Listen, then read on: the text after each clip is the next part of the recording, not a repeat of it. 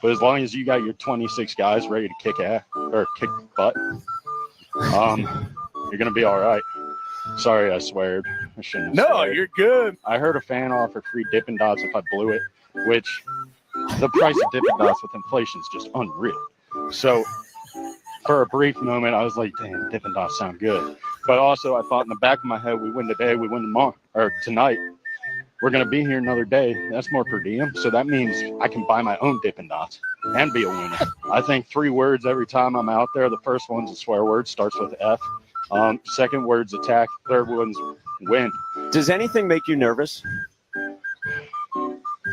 Caves. I don't really get too caught up in all the jibber jabber and all the mean things people might say to me because it's just, I think I'm a cool guy. My dogs think I'm awesome. My teammates like me, and my friends like me, so I'm going to attack and I'm going to win. Simple.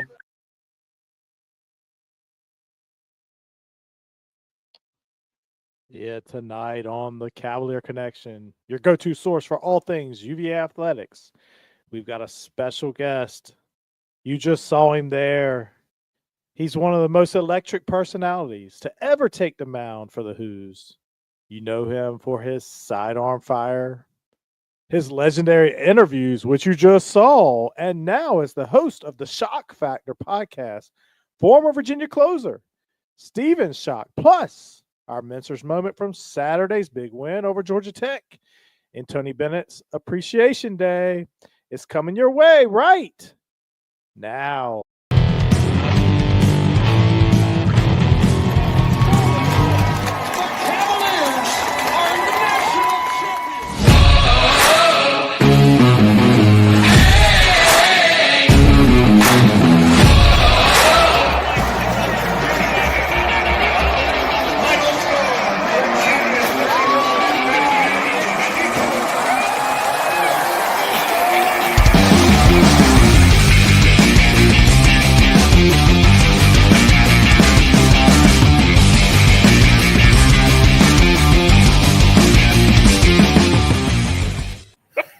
Welcome in to another edition of the Cavalier Connection. I'm your host, Jeff, joined tonight by the smiling face of Jack, my son. What's going on? Rocking it looks like a Mincer's UVA basketball jersey. That's right. Jay still running high on the 5 pillars Absolutely. with Tony Bennett special day. Oh, yeah. And I went with a different change up tonight. It felt like a little white, so I'm rocking the Mincer's White Who's Nike T-shirt. Can't beat it. How's everybody doing tonight? I'm doing good. I'm just hanging out at the dish waiting for first pitch. I see that, and it's coming up before you know it. We have a great special guest tonight, a comedian, you could call him, a good pitcher, entertainer. He's got a lot on his resume, so looking forward to Stephen Schoch tonight. I'm sure he'll keep us entertained and our listening audience entertained. But before we get started, we always got to talk about our fine partner over at Mincer's, and I do want to share. So if you have not been on I know you all have to have been on our If Facebook you're under a rock. Yes. Ooh. Or on Twitter, even a little bit on Instagram. Go check us out. Or a little bit on TikTok. TikTok. You're on the TikTok? Man. Yeah. Go check us out. Mincer's as well on their Instagram. They have been kind enough to do a nice giveaway for the Duke game. It's over $300 worth of Mincer's goods. You can't beat that. Here's just a picture of some of what's in there. And I mean, what stands out to me, you just look behind that bag, you see a basketball jersey, a quarter zip, and a hoodie. Are you kidding me? And Jeff, unfortunately, I asked, and we are not eligible to win. I knew. I was wondering. But as they've told us, there's something for everybody in the family. You got the foam finger, you got the beanie. I see Virginia socks. I see little toys for the youngins. Just an outstanding basket. And all you have to do, does it cost anything to enter, Jay? Not a thing. Not a thing. Can somebody tell me the deadline to enter, though? That would be February the 17th. At noon is when it closes. So get it in by 11:59 a.m. It's very simple. You click on the link, you give a little information. You're not going to be contacted via phone or anything like that unless you win. Yeah, and it takes 3 minutes to sign up. So definitely. Yeah, for free. And it's free. Go check it out. We appreciate Messrs for sponsoring this giveaway and giving this gear away, getting us ready for Duke next week. And that kind of takes us into this week's Messrs moment. And this was a great one. Come on. Here we go. Come on. Game well in hand here. 12-12 on the year, 5-8 in conference play. They're going to win 4 of their last 6 games. Eli passes it up. Roberts trying to finish it. Oh, who was that? Oh, my goodness. Was that Eli Bennett? The man, the myth, the legend. The legend. Congratulations, Eli Bennett, on this week's Messrs moment. That's an out. I mean, sometimes they say, is the Super Bowl scripted? Is basketball scripted? Could that have been scripted? Are you kidding me? On Tony Bennett Appreciation Day, Eli Bennett to get the steal when he gets into the game and gets the hockey assist, unfortunately. Yeah. And to see Tony's reaction was outstanding. Up in the and do it in front of Grandpa as well. And Grandpa. Yeah. Yep. Yeah. Sanchez denied it in the press conference that he knew going into the game that he was going to do. He said, "No, we didn't know we were going to put him in." It was kind of his gift. I'm like, yes, he did. You knew if you were up by many possessions, you were going to throw Eli Bennett. Unbelievable moment in the game. And obviously you guys saw that on TV, but they showed Bennett's reaction on the Jumbotron afterwards. And everybody was going crazy. It was unbelievable. Reaction was priceless. And it's the same thing that happened last time Bennett got into the game. It's just in the Bennett bloodline, the defense, picking up a steal. Unbelievable. Jay, did you hear him take a subtle shot at us? I know y'all saw it on TV. Oh, yeah, we're not. Where did Jack see it? But you didn't get to hear the reaction in the crowd, though. That's what I'm saying. Jeff, it's also a good thing it didn't occur in the first 16 minutes, and that was brutal. I couldn't believe that. Seconds of the first half, because you only got to saw a few minutes of the first half. That was brutal. Like, how do you not? My thing is, how do you not have a streaming service or anything lined up? Yes, that's my thing. But that's a whole nother story for DW. You get the what's our bad award? Yeah. We don't have any former sponsors that we can throw in the bus. Yeah, but that is terrible. That's a good point, Jack. I don't understand. You should be able to log in to you can't have your website. Yeah, that's what I mean. I looked right into the game. I looked online at their website, and all it does is redirect you to Hulu, DirecTV, or whatever. Come on, man. That's just bad. split screen it. Just split screen it.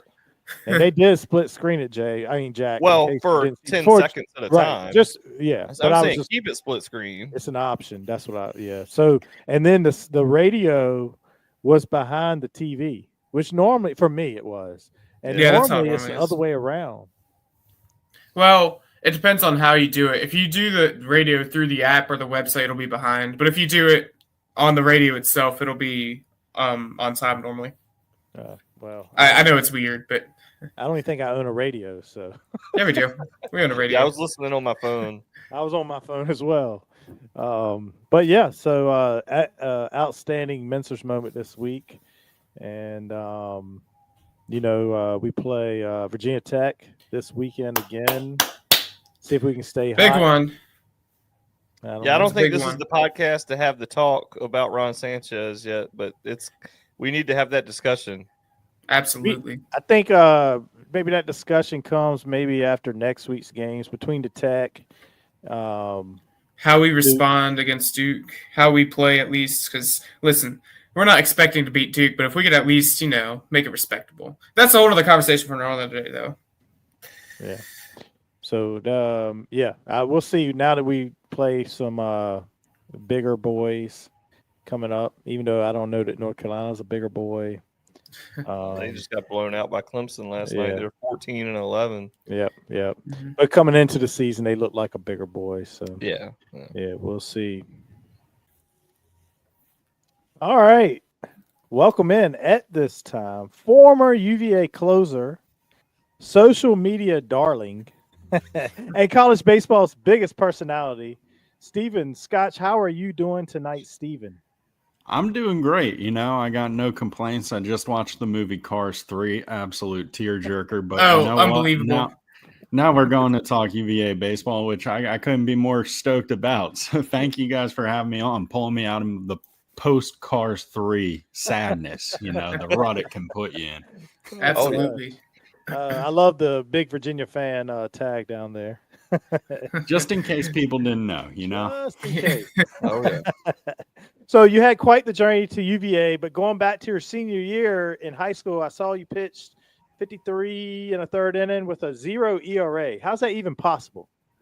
I want to say a down year for the conference. But fortunately, just throwing weird. I threw weird at a time where not many people did. And I started doing it my sophomore year of high school. Usually people they're trying to get recruited and it's not working. And they're like, okay, maybe I drop down. Maybe I change some things up. And a lot of the submarine pitchers you'll see in college weren't really submariners when they got to college. They were kids who, they threw 87 in high school, but coach was like, hey, look, that's not going to work here. Bend at the hips. Let's see what happens. Let's see if some magic can happen. So I think it was really a combination of not many people had seen it. And I was just so used to doing it because when I first started throwing baseballs, I never threw them right. I had coaches all the time tell me hey, that's not how you do this. Get your elbow higher, do this, do that. And I was like, that hurts. So I'm not going to do that. I got cut from a lot of travel teams as a young kid because they were like, this kid doesn't even know how to throw. And I was like, all right, well, I think I do. Right. Yeah. So kind of mean, but either way, I was like, you know what? I'm just going to keep being weird. Someone will like it. And so I think that's kind of what contributed a lot of it in high school. And I didn't walk many people. I will say that makes it a lot easier to not give up as many runs. Yeah. Sure. Yeah. So baseball recruiting really doesn't get talked about as much as your big sports like football and basketball. You don't hear about 3 stars, 4 stars, et cetera. What was your recruiting experience like for baseball? Yeah, so it stunk. Don't recommend it. It was awful. Just in the sense that at the time everyone was like, okay, if you throw 90, we're gonna offer you no problem. I remember I got showed around Virginia Tech my junior year. They were the first school to contact me and on the phone. And I remember going around campus, I was like, yeah, this is good. This is great. Cool campus. You're Power 5 Division I school. I'm interested, which I know this probably isn't the best place to admit that, but I was because no one else was interested in me. So I was like, all right, yeah. And then a week later, they stopped talking to me because they found a kid throwing 87 from down low who gave up a lot of runs his senior year of high school. But I'm over it. I really am. That's Virginia Tech for you. Yeah, I was like, okay, I hate you guys forever now. How can I make your guys' life harder? And I think the best answer was go to Virginia and do what I can there. So getting recruited out of high school, I remember I didn't get many looks. I played for a good summer team, we were the Northern Virginia Travel Baseball League Stars, NVTBL Stars. Then we were the Marucci Stars, then DeMarini Stars. Lots of rebranding. I don't even fully remember what team I ended on, but I remember I had an outing at a perfect game event. It was in the Elite 8 of the 17U tournament. I was 15. And we had no pitchers left, but I was our closing pitcher, and I had closed out the game before, and it was a doubleheader because, the more games you play, the more money these guys can make. So naturally, they're going to jam them all in there. And so there were 8 teams left, and there were about 108 college scouts there. And I got through the lineup. It was against FTB Chandler. Got through it clean the first time through. So about 3 or 4 innings in, I gave up a couple of hits, nothing too bad. I struck out a guy named Ryan Mountcastle and Bo Bichette, which I thought was pretty cool. That's Yeah. awesome. That's awesome. A gentleman by the name of Nick Gordon tried to bunt off me. He's the son of Flash Gordon. And I was like, Oh, yeah. okay. I fielded that. I was like, look, these guys love PFPs. Surely someone will talk to me. I ended up giving up like 3 runs, few pretty far home runs, admittedly. But not a single school even batted an eye. And I was like, okay, so recruiting sucks. No. And then I went down to a showcase at Appalachian State University. It was one of those, hey, pay to play in this thing. And I was like, all right, we'll take a shot here. And my summer ball coach from the Northern Virginia Travel Baseball League, Stars, it's a mouthful. He was like, hey, you should go down, give it a shot. I went down. No one knew who I was. It was called the Battle of the Border. It was South Carolina versus North Carolina kids, and Steve from Maryland, who was lost. And so they had me throw last in, I believe it was a 21-inning scrimmage, and I was the last pitcher. Every pitcher got at least 9 batters, and I struck out 9 of the guys I faced, and they were like, hey, you might be good at baseball. And I was like, I have been trying to tell a lot of people that. And so from there, I was like, all right, yeah, I'll go here. This place is cool. You guys offered me. They told me I'd wear number 47. Got number 42. Don't really know the clerical mix-up, but I played there for a year. Our coach, unfortunately, was asked not to come back after a strong 18-36 season by the Mountaineers. And I decided, you know what? Way too cold to be playing baseball like that. So let's go closer to home. Went to UMBC. Sorry, I'm giving you the long-winded answer, but It's all good. Nope, that's all right. a short answer to my recruiting. Because I somehow end up at Virginia at the end of this story. I promise you that much. But then at UMBC, I sit out a year because this was back in the dinosaur ages when you couldn't just transfer and play baseball and have fun with your friends. Because why would you do that? Normal students can't leave schools and take classes the next year and be normal, can they? No, they can't. They got to sit out a year. They can. But either way, sit out a whole year. And the whole year, I'm just pretty upset, pretty mad that I'm not playing baseball because there are a lot of tight games where I was like, hey, I probably could have helped us win here or win there. And, UMBC in 2017, we won the America East. Big year for the Dogs. But I was mad the whole time because I was like, I really want to play baseball. I'm not playing baseball. And then I got to summer ball and played for the Bethesda Big Train. That was my first time back. And I was fresh when everyone else wasn't fresh. And, you got these guys playing with wood bats. So it's a little bit easier to pitch over the summer. And that's why I love summer ball. It was way easier for me as a pitcher. And I had a lot of success there. Ultimately, I got invited for a week-long stay on the Cape Cod League for the Katuitt Cavaliers. And my coach up there was Mike Roberts, who he loved weird arm slot guys. And he had heard about me, and he was like, you should come up here and play baseball. You had a good summer. Why not have another week? So I get up there, super nervous. My first warm-up pitch, I actually rolled my ankle worse than I've ever rolled in my life. Fell on my face. I was like, okay, yeah, that's cool. I totally belong. But somehow found a groove, and they invited me back for the next summer, play the next summer. Over that summer, Mike Garza, who was our video coordinator at UVA, was like, hey, this kid's pretty decent. He just hit the transfer portal. Let's give him a call. And I think I was one of the first baseball players in the transfer portal because this was its inception. This was when it was new and shiny and no one knew what was going on. I was like, might as well throw my name in there. No harm, no foul. And Coach Kuhn called me and I was like, oh, so you do have my number. Didn't return those calls. And then by the end of the week, I had committed to play my next year at UVA. So absolute mess of a process. I still have emails from emailing Coach Oak and Coach Kuhn when I was like 14, like, hey, look, pretty decent baseball player, could be decent for you. It just took a very long time to prove my point. Took a lot of schools later, a lot of games, a lot going on. So you mentioned UMBC, good little leeway. So while you were there, UVA lost to them as a 16 seed in basketball. Can you talk about how crazy of a time that was on campus and how you celebrated that win?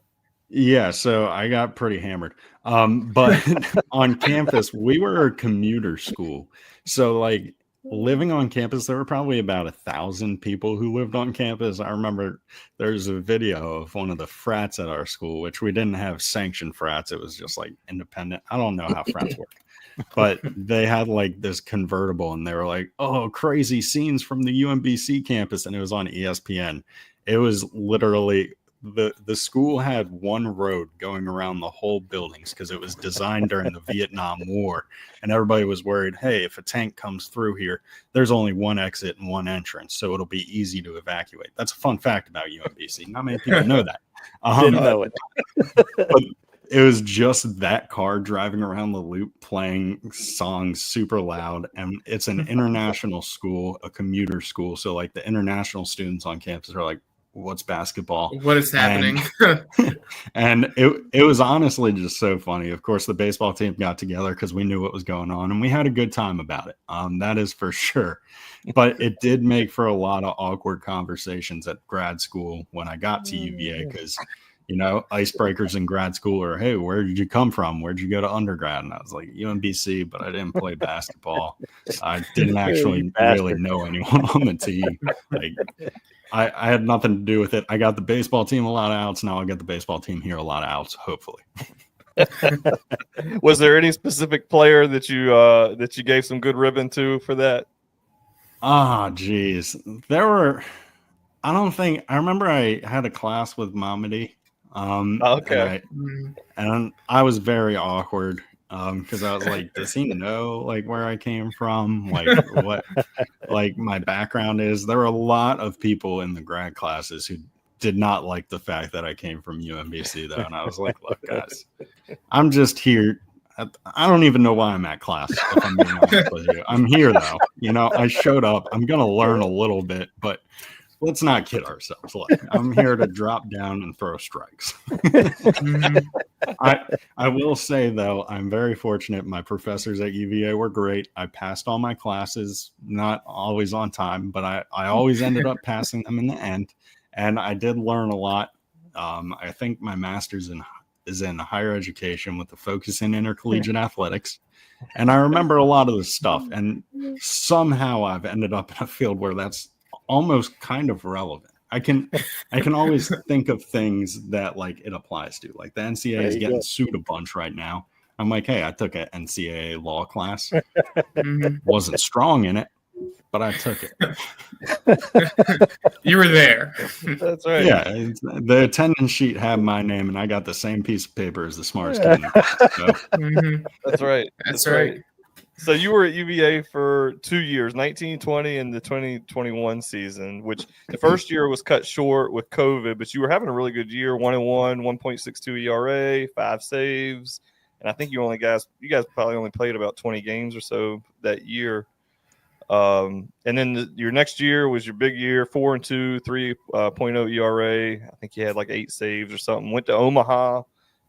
Great season for the guys, you know, had the heartbreaker to Mississippi State and then got eliminated by Texas. But what was your favorite memory when you think about your time at UVA? Oh man, so many come to mind. I had a lot of memories. So in 2020, I took the fall off just to work because the NCAA was like, well, if you're this old, you need to work. You only have one class left. So that was pretty chaotic. But when I was working, I was a landscaper, and I only showed up to work late one day. Because usually if I was late, I just said, hey, look, I'm not going to be there. But the one day was because we were landscaping Brian O'Connor's house. Oh, wow. And man.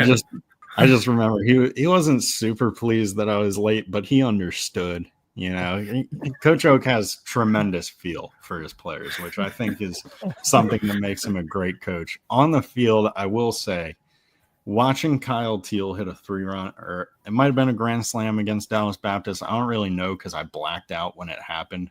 That was probably one of my favorite moments, just like seeing this kid come in, like obviously high pressure situation. He's like, you know what? Let's make this simple. Put the ball over the fence.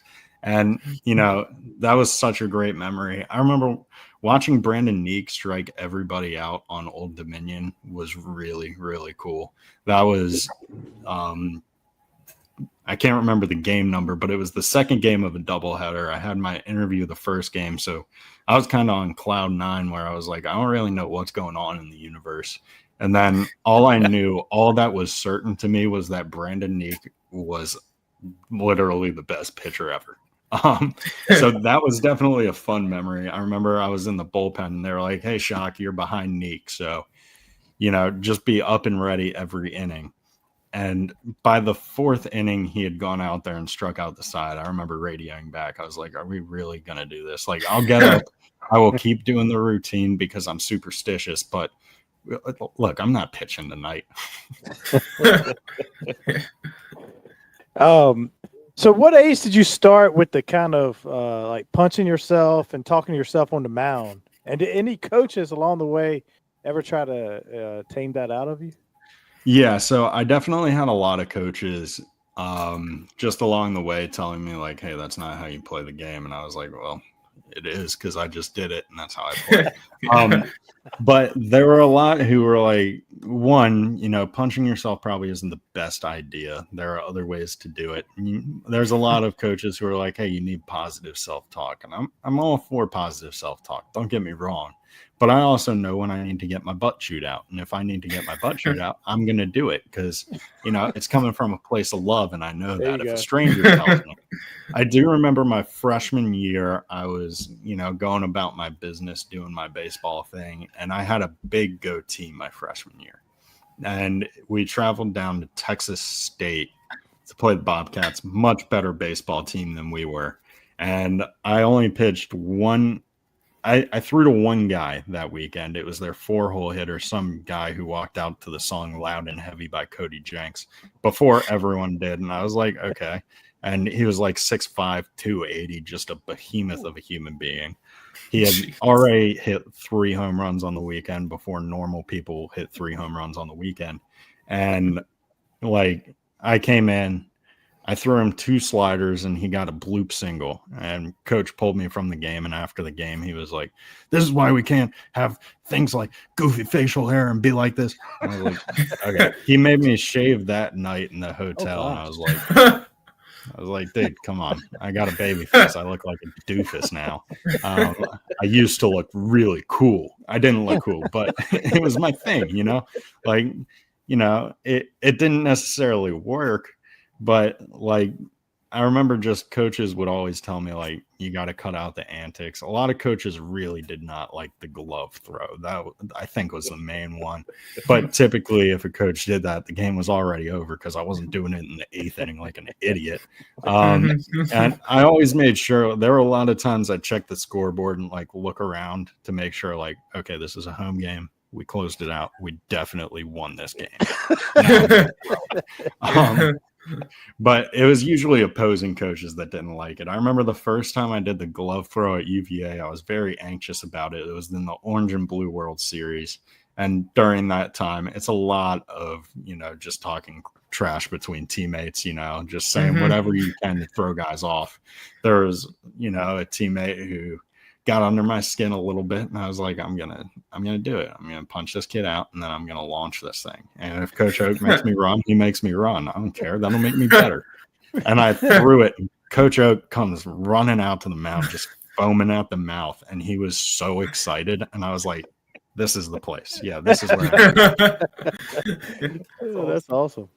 So I know you're a social media superstar, and I know you had that interview also that went viral on I believe ACC Network. Actually, if you tune into this when it's all said and done, we put it out tomorrow. It's actually how we opened the episode with. But anyway, where you were compared to Kenny Powers, talked about your dogs loving you, being afraid of caves, etc. When that interview ended. And Dippin' Dots. When that interview ended, how long before you realized that you had become social media gold? So afterwards, I remember Coach Oak was a little upset with me because he was like, why is he taking so long? Like, we got to get back to the hotel, shower, and change and get ready for the next game. And they were like, what were you saying? And I was like, I'm going to be honest. I don't really know. Like, I had a lot of Red Bull, a lot of ibuprofen in my system. It's not many And opportunities to get interviewed like that. No, and, like I wasn't paying much attention. I had just lived out like the best moment of my life, like literally punching a guy out to keep our dreams alive against a program that I had so much respect for growing up and still have a ton of respect for. And I was like, oh my God, I just did that. Like everyone talks about SEC baseball, and SEC baseball is very good. I didn't know I could do that against the SEC team. So I was on cloud nine. And you know, like I said, we had that double header. So my phone was in my backpack for after the game or for during the second game. And like I would hear it buzzing and stuff. And I was like, I should probably turn that off now because that's going to distract me. Like it was looking at me like the Green Goblin mask. And I was like, okay, let's relax a little bit, focus on baseball. And so I was like, okay, something might have happened. And then people were like walking out to the bullpen, like, showing me stuff about me, and I was like, whoa, that's weird. Like this is, I felt like I was in the Twilight Zone, if I'm being honest with you. Yeah, so is the huge personality on the mound the name's Steve off the mound, or do you kind of go with a different persona completely on the field? So I always took a lot of pride in the fact that I could go from being very goofy to very serious, like very quickly. I don't know the right term I would use for it. I would use terms like cut my head off, just sort of things where I was like, don't think, just go be yourself. And so I think if I were the same in my day-to-day life as I was on the mound, I'd probably be arrested. The closer mindset, now that I'm washed up, does not come out often. Sometimes when I'm in traffic, I get pretty upset and I'm like, whew, we got to go throw a baseball. We got to get this out of our system because otherwise it's prison. I'm kidding. I'm a very defensive, very safe driver. But it's just like little things throughout my day. I'll feel myself getting impatient. I'm like, look, that's not me. If I'm on a baseball field, sure, be impatient, be a pitch clock, whatever you got to do. But I think I did a good job of drawing the line. Like, as soon as I would start warming up is when I would kind of start going into my brain mode of like, okay, you got to be the best closer in America right now. And so like, I wouldn't like when people would try to talk to me. Poor Jake Berry. I remember there was a time I was warming up to go in against UConn and Jacob Berry started talking to me. Like he asked me some question about my slider and I kind of ripped into him. I still love the kid. I still feel bad about that day, but everyone was like, yeah, just don't worry about it. Don't talk to Steve when he's kind of doing his thing. But I would, before every outing, I would drink a thing I called a Bang 4, which was I would take a Bang energy drink and pour a scoop of C4 energy powder into it. Yeah, I stay away from caffeine these days because my hands still kind of shake. But once that got down the gullet, it was like, all right, it's go time. And, you know, there were a few times where I would drink it and not go into a game and I would force myself to go in the bathroom and throw up because I wanted to sleep that night. But if I got in a game, like the energy was completely gone by the end of it. Mm-hmm. Oh, man, that's great. So you played with some great collegiate and now professional players, Kyle Teo, Andrew Abbott, Zach and Jake Geloff, just to name a few. Who would you consider the most talented teammate you ever played with? Oh man, that's a great question. There's so many wide ranges of talents I can think of. I can't think of any funny talents to bring up right now. I'm sure I play with some guys with some funny talents. Andrew Abbott just has some of the most, like, he worked very hard, but his natural talent was insane. Like, the kid could be absolutely jacked or have a gigantic beer belly. No one would know the difference because he had pitched the exact same. And it was just so impressive. Griff McGarry could roll out of bed and throw 97 miles an hour. It was so cool to watch. Like, just his flexibility was absolutely unbelievable. And like, there's just so many guys. Mike Vassell, actually, now that I think of it, I might think of him as the most talented because that kid could really dance like nobody's business. Like, no one really knows that about Mike Vassell, except I'm sure every teammate he's ever had could tell you, like, that kid can shake it. Like, that kid, he boogies for sure. So final answer, I'm going Mike Vassell. There you go. Love it. So when Billy Wagner got elected into the Hall of Fame, I saw where you said on social media you had delivered food to him. when you were driving, I think for Uber Eats or something. So what was the order? What was he like? Was he a good tipper? Tell us that story. So I was on Instacart, and it was right when COVID happened, which in Charlottesville, man, if I could go back to a date and time, the day COVID happened, I would have signed up for Instacart because everybody was afraid of going outside. And, there's a large older population in Charlottesville who's like, hey, what do I do now? We don't want to go outside. I was a college kid. I drank Steel Reserve malt 40s. Like, if I can handle that, I can handle, whatever germs are out in public. So I was like, yeah, I'll sacrifice. But I can't remember exactly what it was. I don't think there was any alcohol in the order because I would have had to scan his ID. And if I saw his ID, I definitely would have I'd still have a picture of it, not in a creepy way, but in like a, hey, this is kind of funny to have way. But I remember I got to the door and I was dropping off. I think it was definitely from Wegmans because that Wegmans was right on the road that'll take you out west. And I can't even remember where exactly it was, but probably a good thing I don't remember where customers lived. I don't want to talk about DoorDash drivers knowing that. But I remember I took the order out, and I think it was his wife who answered the door, and I was wearing UVA baseball stuff because I was trying to get extra tips. I'll shamelessly admit that.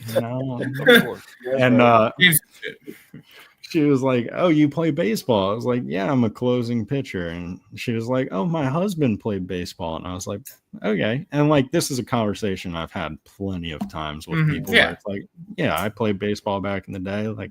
Played at this high school. I was this good. And it's like, okay, cool. And she goes, let me go get him. And I was like, okay. And I was like, I'm going to fight for this tip. I will find a way. And he just came strolling around the corner, and I was like, yeah, your husband did play baseball. He yeah. And I was like, it was just really cool to meet him. I was like, hey, nice to meet you. I was completely starstruck. I was delivering groceries. I was not expecting to get to talk to a baseball mind like this. I should have picked his brain and asked some questions because I feel like that probably would have helped me in my career. But instead, we just kind of talked about UVA baseball. I was like, I love Coach Oak. He was like, me too. He's a great guy. Abbott was one of my guys. And so we talked like that. And then I got back in the car, $50 tip. You kidding me? Oh, wow. What a guy. Awesome. That sticks with you. I won't remember the order, but I will remember that. That's right. Sure. That's awesome. So I had a Wagner story. Not from getting to meet him, but I'm a Mets fan. And so I had gone to Philly for a game with Mets and Phillies, and then I was going from Philly to New York to watch a 3-game set against the Giants. And this was in maybe 07-ish. And so Wagner was warming up before the game, just doing some long tossing out in the outfield. And this Philly fan was just heckling, just talking trash. And he's, you're a has-been, you're done, you're washed up, you're a has-been. And he took it for probably 5 minutes. And he finally looked up at the guy and he goes, I might be a has-been, but you're a never were. And I tell you what, if you want to meet me over there at that usher, I'll show you what a has-been can do. He shut up. I love that. Because people never expect you to respond as a player, but it's like, look, we're regular human beings too. And it's funny to mess back with people. That's one of my favorite things to do. And so that's phenomenal. That's so good. So I mean, I'm really shocked that you had an awesome college career. I can't believe you weren't drafted as a righty specialist, with your sidearm delivery. Why do you think you weren't drafted? So I definitely was because I was old. I think that's what it really boiled down to. I had a few calls come the 2021 draft. In 2019 was the first year, or 2018 was the first year I was eligible to be drafted. And I had a few calls, filled out a questionnaire for every team. And I was like, okay, that's a good amount of interest. Nothing come draft day. I remember I had my phone in my pocket all day. I was ready. And after that year, I was kind of like, okay, well, scouts are pretty dumb then. So I'm just going to play baseball to have fun, have a good time, see how good I can get. And once I started playing with that mindset, the game got a lot more fun. And nothing stinks more than thinking about what the next step is when you're already in a pretty decent step. And so come 2021, that was when a good amount of teams actually contacted me around the draft. And I was like, look, guys, throwing baseballs hurts immensely these days. I'm pretty sure I tore some ligaments in my elbow. I remember when I asked to get it checked out, they were like, we'll get you an x-ray, make sure there's no bone damage. I was like, all right, save your liability. Don't give me that MRI, whatever. And so that actually happened in the ODU game. It was pitch number 76 of 79. I believe I got a pop out on it, which is ironic. You get the pop, get a pop out. And I was like, okay, well, I told Coach Oak, look, hey, I'm going to give everything I got to help this team get to a College World Series. And this was back when they were recruiting me.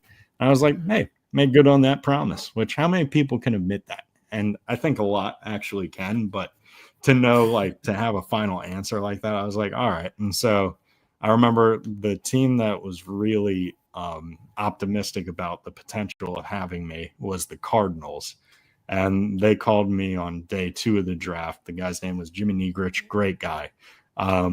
He was like, Steve, I know I said this the past couple of years, but this year we're really interested in you. Do you want to keep playing baseball? And I was like, I think I'm good. I actually ran into a scout from the Cardinals last year who was like, dude, you were like the first person, like you were so strange. And I was like, yeah, no, I know I'm strange. And he was like, you're like the first person who was like honest with us. And I was like, yeah, isn't that crazy? You can just tell the truth from time to time. And so I take a lot of pride in that. The fact that there was interest, I saved some voicemails to, show my kids one day, hey, dad, could have been right. some. But instead, dad'll just keep talking about college baseball. So I was like kind of at this crossroads where I was like, okay, I have this platform. I can talk about baseball, or I can go try to play it. One, I definitely know I can talk about baseball. And as long as my vocal cords are together, which they still are, I can do that. Baseball wise, there's a lot of externalities. There's a lot of external forces who will try to pull you in one different direction. And I didn't want my relationship with baseball to get kind of ruined with that, where it's like, okay, this is my job. So I was like, you know what? We'll just talk about it. We'll give back to the game, leave it better than we found it, and do what we can to help it grow. And so I've been very fortunate that I've been able to do that for, I think it's 4 years running now. So going to keep doing it as long as we can. That's awesome. Yeah, that's great. And speaking of that, I know you travel all over covering games. What are some of your favorite places to go watch a game? So obviously I love watching games at UVA. Beer prices are a little high, which we don't fancy too much, but usually Justin takes good care of me with the food. Justin Armistead, an absolute legend. I love him, even though I made his job way too difficult with compliance and all that. But, that happens. Sometimes you got to make sure a guy earns his paycheck. And that's we have right. way too many smarties around. But I love going to UVA. My only downside is I do get very cold there from time to time. But there is a warm bathroom down the right field line that not many people know about. Now, some people will probably know about that. But it's by the elevator's second story. Can't recommend it enough. So UVA's up there. Mississippi State has, in my opinion, like just the craziest environment I've ever seen. You got people grilling in the outfield, which anytime you can bring your own beer to a baseball game, that's going to skyrocket you in the rankings. And then the amount the school invests in it is just so cool. I love going to Founders Park, obviously, because I have very fond memories there of, ending a couple of seasons and starting what I'm doing now. There's definitely, I also just love like small, quaint fields. Like, not that it's small and quaint, but UNC Wilmington, for example, they have a very like classic looking field just with their concourse and everything, which I absolutely love. Oh, geez. There's so many good ones. Olsen Stadium, where Texas A&M plays. I promise I'm not just trying to name all the SEC, but they do really spend a lot of money on their facilities, so it pays off. Trying to think where else. ECU has a cool field. I really like Miami's field because it feels, as a fan, you feel really close to the action. And Florida State, they have a circus tent out in right field, or at least they did. I don't know if it's still there, but that's always I'm never going to not be entertained by the opportunity for a circus to take route. And then just with the way they have their bullpen set up, you're essentially sitting with fans, which was really fun as a player because they're doing their best to heckle you. And I'm like, look, I'm going to have a degree from UVA and I'm playing baseball here. Like, you paid to watch us do this, so I don't really care what you think. But hopefully you enjoy your Friday night. So there's just so many different cool places throughout college baseball. And I really think the thing that makes it so special is the fact that a team that has a field that, you know, it's not very good can go down to one of the best places in the nation and still give that team a run for their money or even beat them from time to time. And I think that's just what's so cool about college baseball is anything can happen any given day. And, you know, typically the grittier the team, the more dangerous they are to face. So while I do love all the big fancy places, it is nice to just sit back. Oh, Florida, now that we're talking big and fancy. Florida has a new ballpark where they have TVs below, like when you sit on the concourse below the second deck. And that just feels very professional. That's very cool. And they have taco trucks, which is like, okay, taco trucks, palm trees, TVs. What more can you ask for? They have a foot-long hot dog. I believe it was $20 though. So it's like, okay, that's, jeez, you know, price per inch pretty high. But well, you know, given the circumstances, given how many beverages I have enjoyed, that becomes an easier and easier purchase. There you go. So moving on a little bit to UVA baseball this year, they look like a legitimate College World Series championship contender.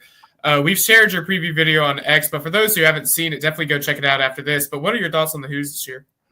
I'm just super stoked. There are so many, like, not necessarily even new guys I'm excited about, but also, like, the new guys that they brought in seem really cool. Like Chris Arroyo, absolute legend at his JUCO, a legitimate two-way guy. He's a lefty throwing in the low 90s. He's got a slider and a changeup. Like, you put that in Drew Dickinson's hands, good things are going to happen. So I'm super excited to see him out there. Another Bradley Hodges and Jack O'Connor are two guys I'm excited to see back and healthy because, you know, we've seen glimpses of how good they can be. And so obviously I like watching pitching staffs pitch, and I get really happy when they do well on Virginia's mound. So I'm hoping these guys can come back because aside from the fact that, you know, they're good athletes and good pitchers, they're just phenomenal dudes too. So I'm rooting for them. And then Aiden Teal over summer, I know last year he got 10 at-bats. 3 of them resulted in baseballs going to the track way beyond right field. Not the warning track, the running track over the bullpen, which is insane. And then over summer, he hit 387 with 11 bombs with a wood bat, which I believe the leader of the Cape Cod League had 11 home runs with a wood bat. It's very hard to do is my point. And so that kid, I'm just so excited for the upside of what he can bring to the table. And then you got all the returners who, you know, were starting every day last year. Jacob Ferentz, again, another guy who's only still in college because scouts aren't necessarily always the best at their job. You know, and scouts, if you're listening to this and you're like, hey, Steve, why would you say that? He hit 350 last year. Like, what more do you need to see? That's so many hits. That's such a good ball player. And not to mention he's great on defense. So there's just so many guys that I feel like slipped through in the draft. I don't know what was going on. Scouts weren't paying attention, but as a fan of these guys individually, I'm upset because it's like, hey, you deserve better. Baseball should have treated you better. But as a fan of UVA, pretty stoked because we get to watch them do it all again this year.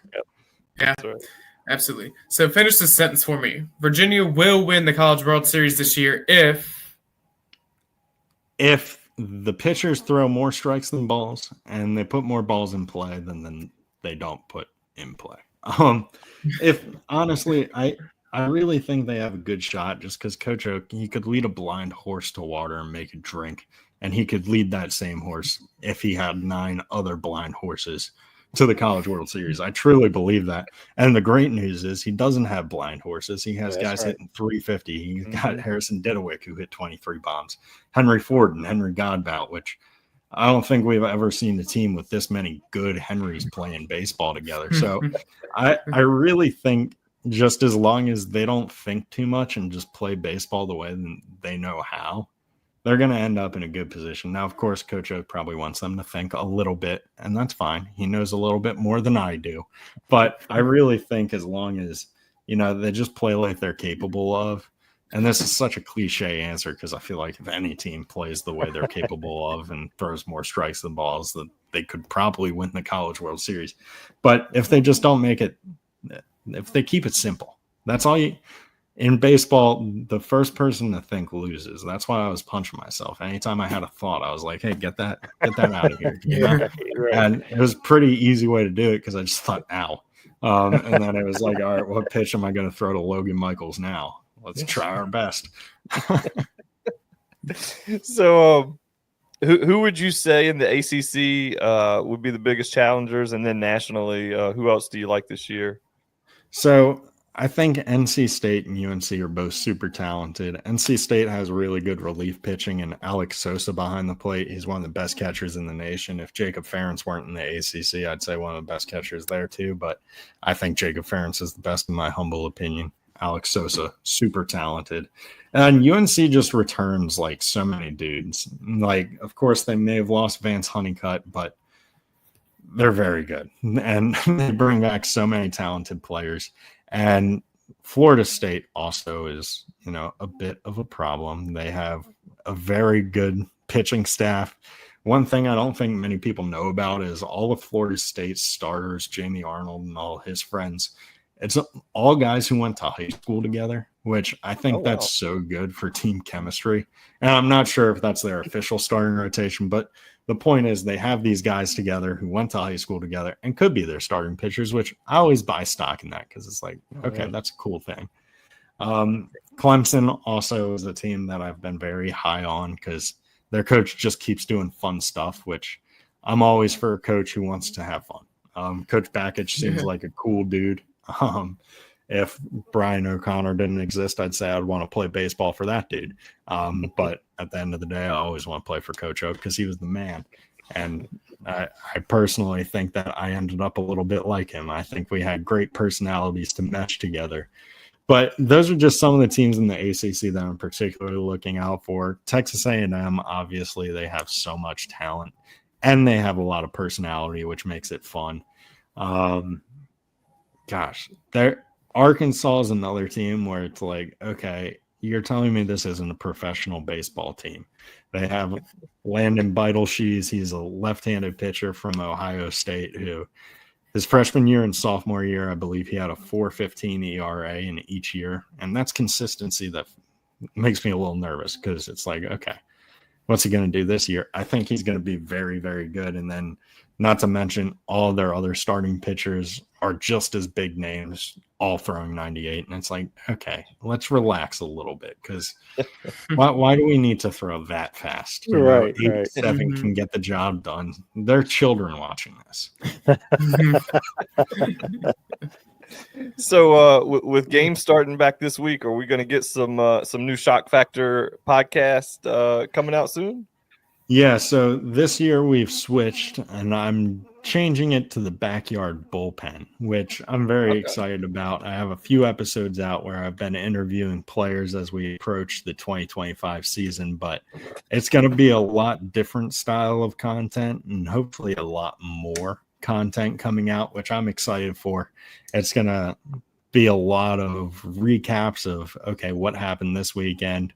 Of course, we'll have some serious conversations about who did good, who maybe actually, I won't say who did bad. I'll probably just save myself the time and not talk about them and just focus on the good because I like being positive. But it's something I'm very excited about just to get rolling out and kind of make it easier to consume college baseball to where if you're a casual fan, you had to go to a wedding because you had a friend who didn't realize it was college baseball season or something goes on where you're away from the TV. I want to make sure there's something out there where you can click it 30 minutes at work if you're feeling crazy and you can be in the know about what happened in college baseball. That's awesome. I can't wait to see some of those. You also have the Big Donkey brand, some awesome hats I've seen. Tell the people about what you got going on with that. Yeah, so that's another area I'm very focused this season. I have a lot of balls up in the air as to what all I'm doing schedule-wise and planning. I got a few people I need to hear back from before I can finalize my travel schedule and know exactly what I'm doing this year. But I will know one thing that's definitely happening is I'm going to come out with a lot of hats. I want to be the Mad Hatter of college There you go. baseball. Just because, you wear a hat, that's the easiest conversation starter, aside from like if you're wearing an outrageous sweater or shirt, because then it's like, what are you doing? But you have a hat on, it's like, okay, I can share a little bit about what I like as a person, and what I like is, college baseball. So I want to help turn more people into billboards, because we live in a day and age, everyone's on their phones, no one's connecting with each other. How can I know what people like if you aren't wearing a hat saying exactly what you like? Then it's way easier. I see someone walking down the street in a baseball jersey for a college team. I'm like, hey, I'm going to stop you and I'm going to bug you because I want to talk to you. I want to know why you're wearing a Tennessee jersey. What's your connection to the program? Okay, you're just a fan. Who do we like? Who do we not like? Who do we want to know more about? Stuff like that. It's easy to do when you make it obvious what you like in life.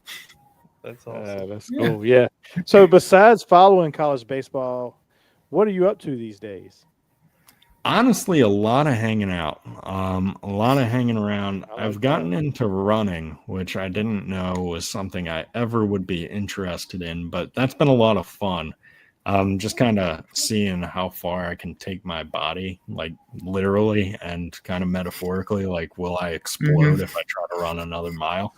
Things like that. So it's been a lot. I live in Florida these days, so of course we're going to take in the Florida sun, but it's just been a lot of making hats, if I'm being honest with you, just getting ready for the season, because I'm optimistic that, orders will keep coming in. We'll keep filling the orders in a timely manner. So aside from baseball, I don't really do much except go outside, walk around. I stroll. I certainly stroll quite often, where I'll wander down streets and see what's going on, take in nature. I think that's the most important part. Just taking in nature with my dogs and my wife. It's a good time. That's awesome. Just watch out for those gators down there in Florida. That's right. Oh yeah, we keep a watchful eye. I definitely have a plan of attack, which is stomp on the head. I actually will probably just pick up my dogs and sprint the opposite direction. Hope for the best.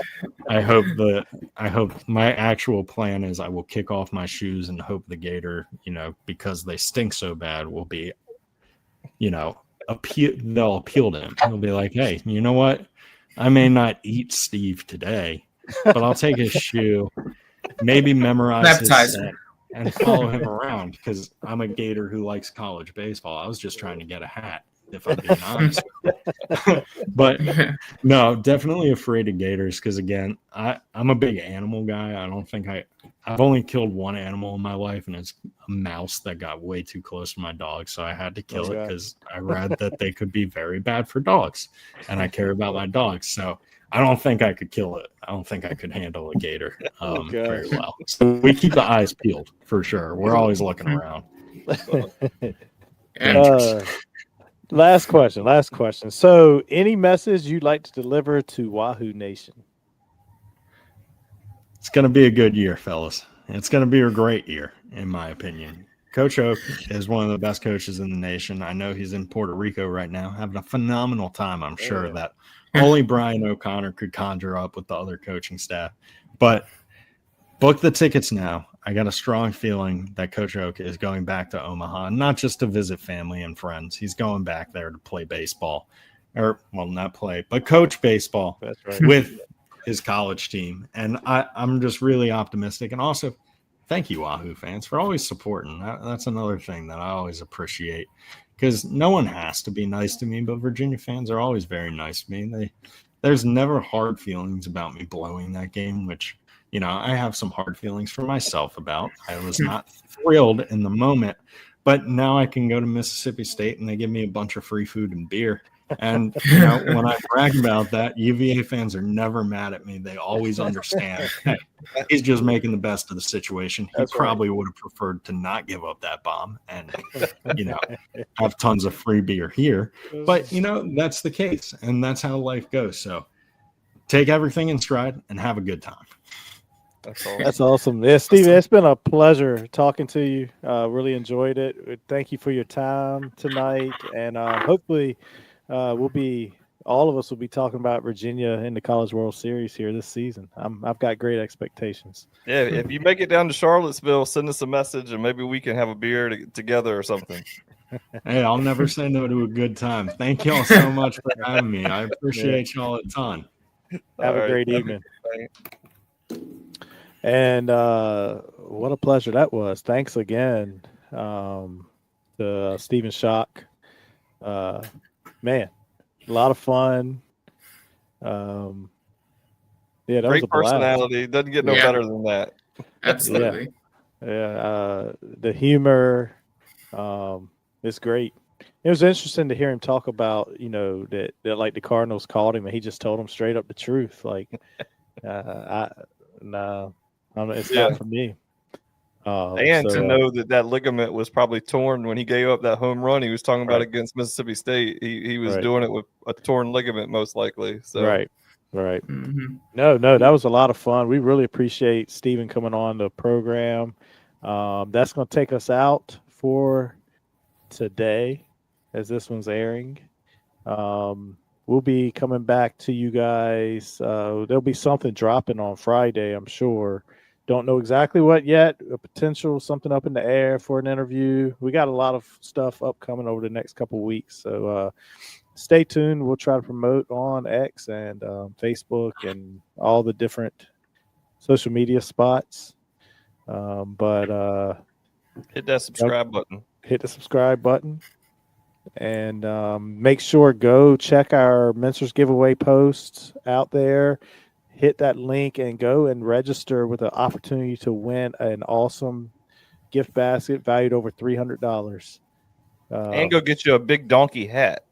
Those things are sweet. Yeah, that is sweet. Yeah, no doubt. Anything else from y'all? No, I'm excited for Saturday. Go Hoos. Go